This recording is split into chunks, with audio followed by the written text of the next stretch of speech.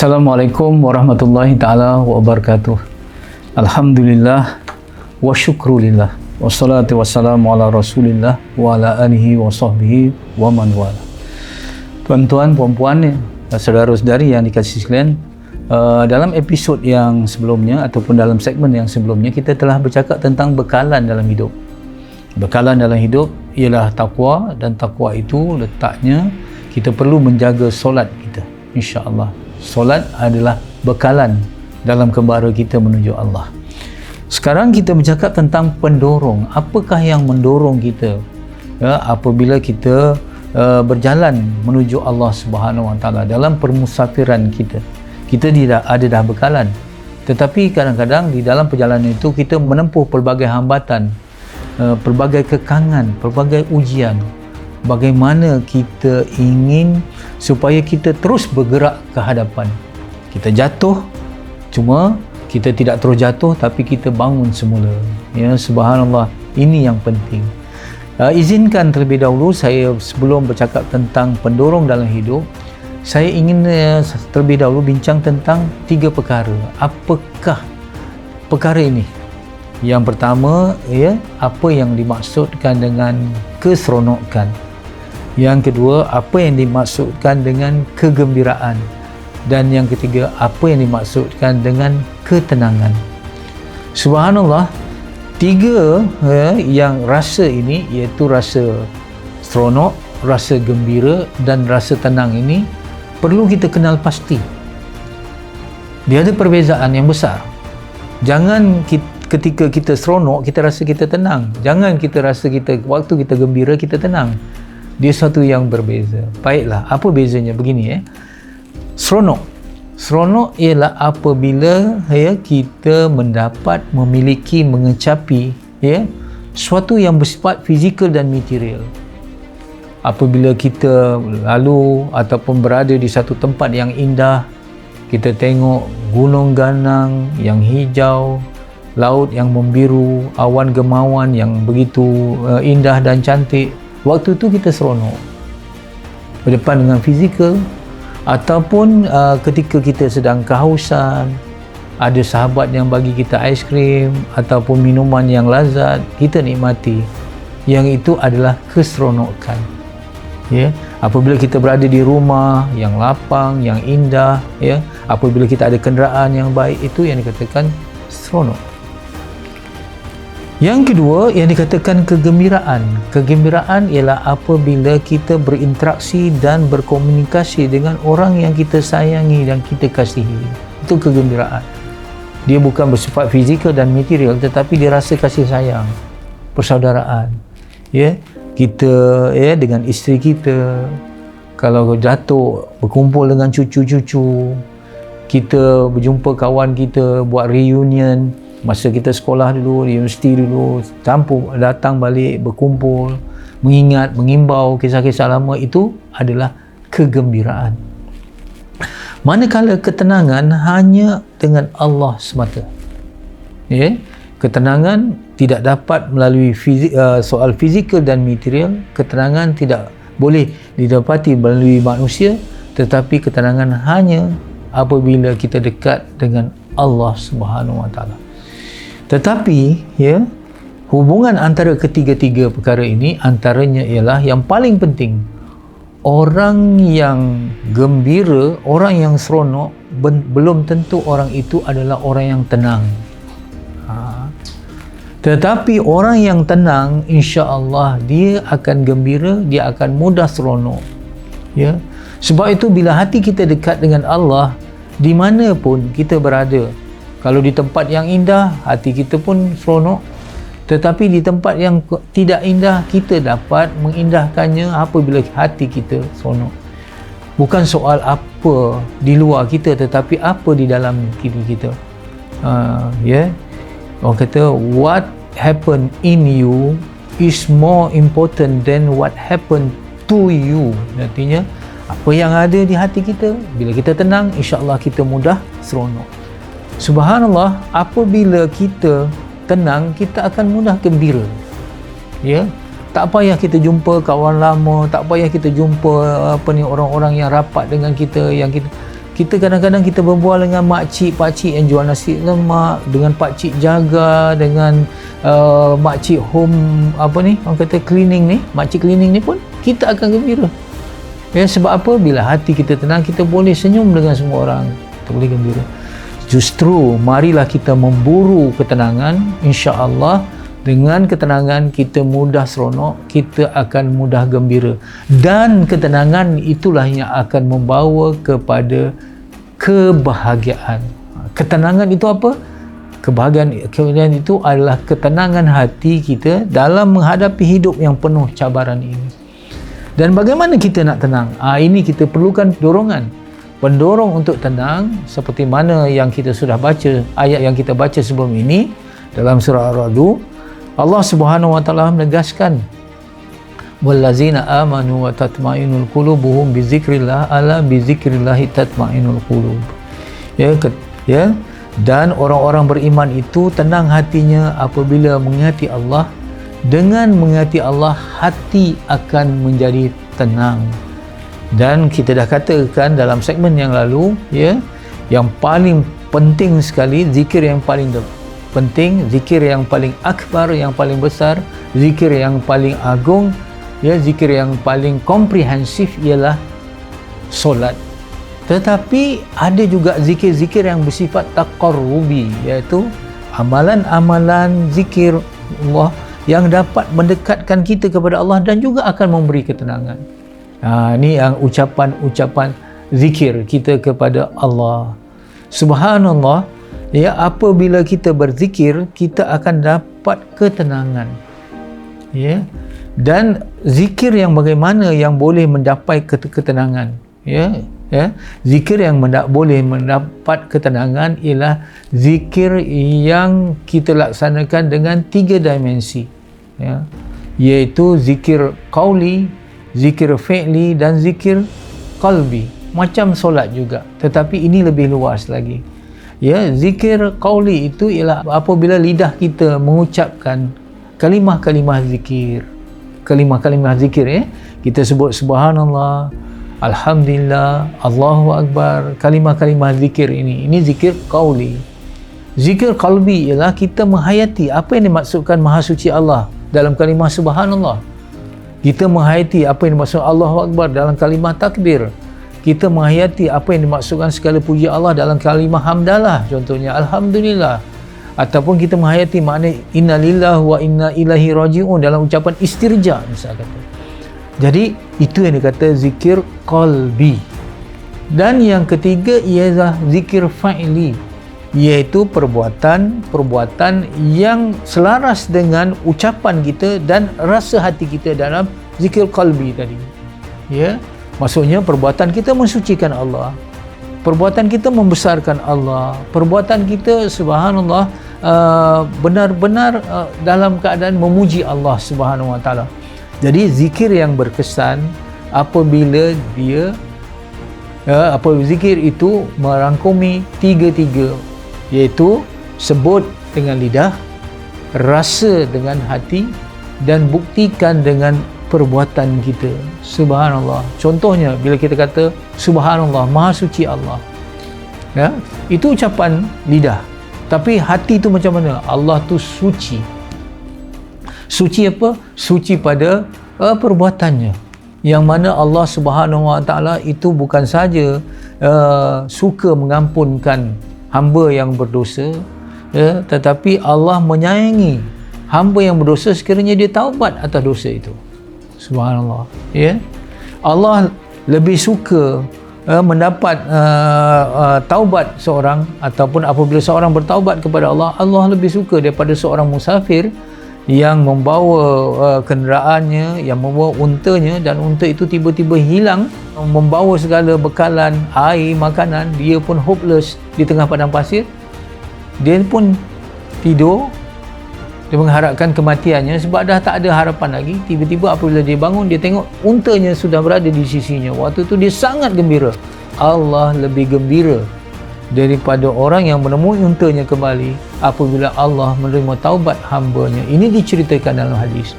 Jadi Allah tu suci pada sifatnya, pada perbuatannya, af'alnya. Begitu juga kalau kita lihat pada diri kita, subhanallah, kita tidak akan dapat merasai kesucian Allah kalau kita hanya nampak dan masih merasakan diri kita suci. Kita kotor. Dari segi fizikalnya pun kita kotor. Tak layak kita menghadap Allah kalau kita tak basuh setiap hujung anggota, iaitu berwuduk. Subhanallah, ya, setiap anggota kita menghasilkan najis. Mata kita bernajis, tangan kita, kuku kita bernajis, leher kita, semuanya bernajis. Ya, sebab itu subhanallah, kita akan mati juga sebagai bangkai yang sangat busuk. Kita asal daripada air mani yang hina. Maka ketika kita menyebut subhanallah, mesti kita rasakan begitu. Allah suci, kita hina. Ya, Allah tu perbuatannya begitu boleh memaafkan, boleh menyayangi, tetapi kadang-kadang kita berdendam, kita ada sangka buruk, kita ada hasad dengki dan sebagainya. Jadi itu yang patut dirasakan oleh hati kita waktu kita menyebut subhanallah. Jadi begitu juga perbuatan kita. Kalau kita mensucikan Allah, buktikan dengan solat kamu.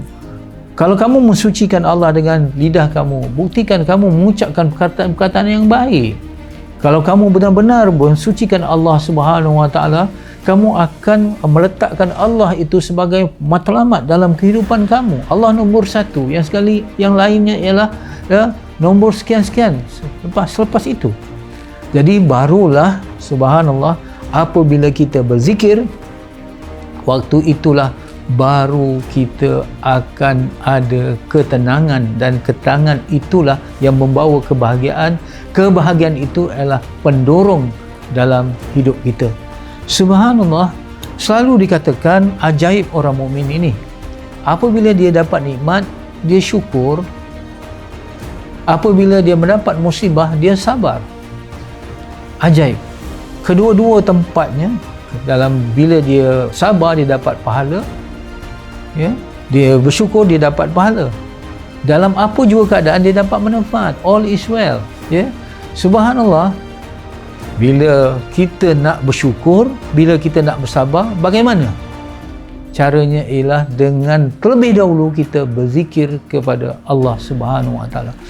Jadi apabila kita berzikir, barulah kita akan dapat mencapai kesabaran dan kesyukuran. Ya, ini penting.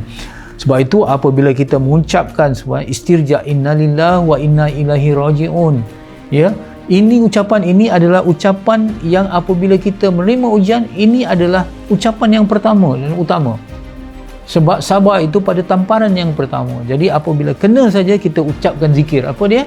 Innalillahi wa inna ilaihi raji'un.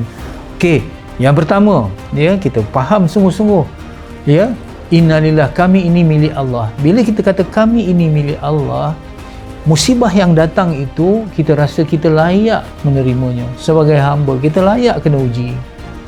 Kita tidak terperangkap dalam sikap deny syndrome, sindrom penafian. Kenapa aku diuji?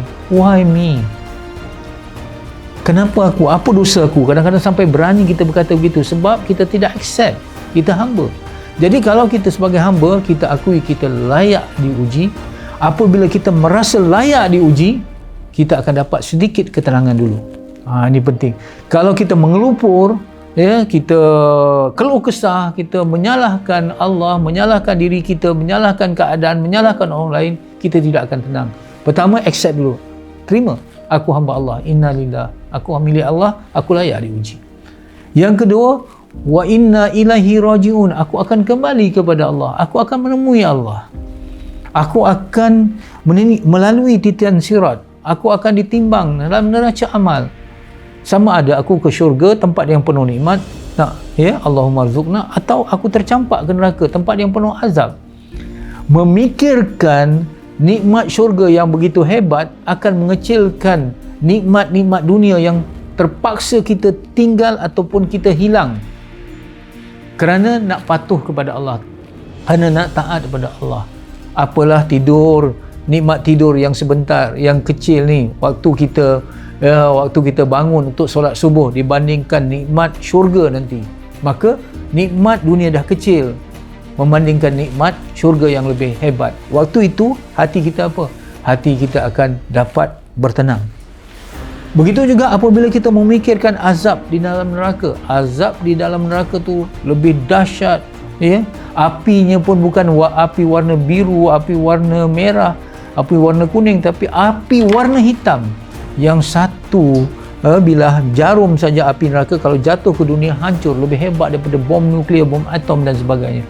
Maka apabila kita menerima dan menghayati wa inna ilaihi raji'un, kita akan kembali kepada Allah, maka penderitaan kita, sakit, orang kata, orang nista, ya, kita tak dapat apa yang kita inginkan, dah jadi kecil. Sebab apa? Kita memikirkan azab di hari akhirat yang lebih dahsyat. Ini ucapan inna lillah wa inna ilaihi raji'un. Ini zikir yang dihayati. Yang kedua, apabila kita berzikir, apabila kita diuji, subhanallah, kita tahu kita tidak hanya melihat ujian, tetapi kita lihat pemberi ujian, itu Allah. Allah lebih sayang hambanya berbanding seorang ibu yang paling baik menyayangi anaknya. Subhanallah, Allah bagi kita sakit, Allah bagi kita perpisahan, Allah bagi kita miskin, ataupun Allah bagikan ujian-ujian hidup, bukan tanda Allah benci. Sebaliknya Allah sayang. Jangan lihat ujian, tapi lihat pemberi ujian. Ini penting. Subhanallah, Allah memujuk di dalam Al-Quran apabila kita ditimpa ujian yang kita tidak suka, itu namanya musibah. Kita tak suka, tapi Allah datangkan ujian. Kenapa? Di sana Allah memujuk kita, wa asa an tuhibbu syai'an fa huwa syarrul lakum. Ada perkara yang kamu tak suka tapi itu baik bagi kamu. Ada perkara yang kamu suka tapi itu tak baik bagi kamu, ya. Wa asa an takrahu syai'an fa huwa khairul lakum, kata Allah. Ada perkara yang kamu tak suka tapi itu baik bagi kamu. Jadi Allah bagi pedih itu adalah penawar. Allah bagi sakit itu adalah menyebabkan kita merintih dan makin dekat kepada Allah Subhanahu wa taala. Jadi tidak semestinya buruk pada kita buruk untuk kita. Tidak. Yang kita nampak buruk tu belum tentu buruk. Kerana Allah tahu, Allah lebih tahu apa yang baik untuk kita berbanding diri kita, dan Allah lebih tahu apa yang buruk untuk kita, apa yang lebih menyakitkan kita berbanding diri kita sendiri. Jadi kadang-kadang ada perkara yang kita tak suka tapi Allah suruh buat, itu baik bagi kita. Ada perkara yang kita suka tapi kita nak buat tapi Allah larang, Allah haramkan, itu sebenarnya tak baik untuk kita. Jadi ini kalimah ucapan, ini kalimah apabila kita berzikir, ini kesan berzikir. Yang ketiga, kita betul-betul tahu ujian Allah ni sedikit je. Walanabluwannakum bisyai'in maksudnya kami akan menguji kamu dengan sedikit. Bisyai'in minal khauf, dengan rasa takut, minal ju', dengan rasa lapar, ketakutan, kelaparan, kekurangan tumbuh-tumbuhan, ekonomi dan sebagainya. Ini hanya sedikit. Subhanallah, ya. Yang banyaknya ialah kenyang, yang banyaknya ialah kita gembira, tetapi yang negatif itu hanya sedikit, kata Allah. Bisyai'in. Jadi kenapa kita membesarkan yang sedikit? Sebab itu penderitaan kita apabila kita tidak berzikir, apabila menimba ujian, kita melihat kesukaran kita. Tapi kalau orang yang berzikir, dia bukan lihat kesukaran dia, tetapi dia melihat kesyukuran dia. Orang yang berzikir, contoh, dia melihat apa yang dia ada. Tapi orang yang tidak berzikir, dia melihat apa yang dia tidak ada.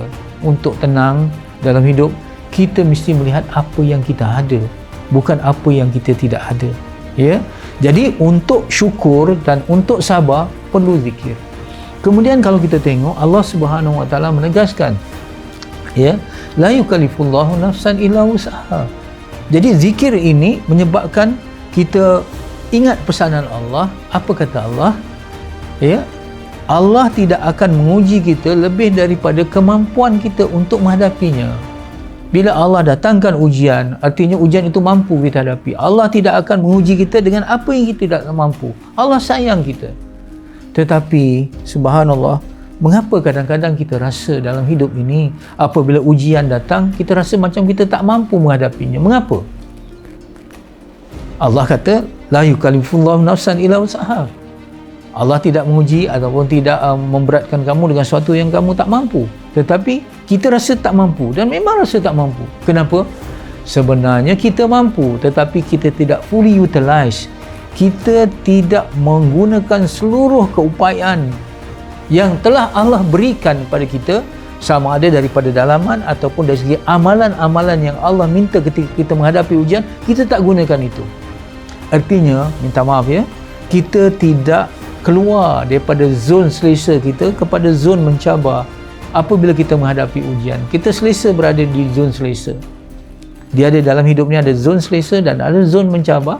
Tapi kalau kita terus berada di zon selesa, maka waktu itu kita tidak akan ada kejayaan, kita tidak akan ada perkembangan, kita tidak akan ada kemajuan.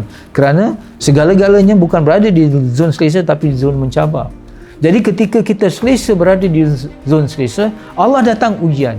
Allah datangkan ujian supaya kita keluar daripada zon selesa menuju zon mencabar. Waktu itulah didikan juga dikenali sebagai mehnah, iaitu didikan daripada Allah Subhanahu Wa Taala. Jadi orang yang berzikir adalah orang yang merasakan dia dididik dengan ujian-ujian dalam hidupnya. Dia tidak rasa didera. Dia tidak akan berkata, oh, why me? Tetapi dia akan berkata, why not? Kenapa tidak saya? Kerana sebab itu apabila dia diuji, Allah nak bagi kejayaan supaya dia berhijrah daripada zon selesa kepada zon mencabar. Rupa-rupanya ujian bukan menyebabkan kita tersisih, tetapi ujian menyebabkan kita terpilih. Dan bagaimana untuk kita terpilih? Kita mesti ada pendorong dalam hidup. Pendorong dalam hidup itu akan membawa ketenangan. Ketenangan akan membawa kepada kejayaan, kebahagiaan. Dan apabila kita ada ketenangan, kita akan mudah gembira, mudah seronok. Dan itu semua datang daripada zikrullah. Sekian. Assalamualaikum warahmatullahi taala wabarakatuh.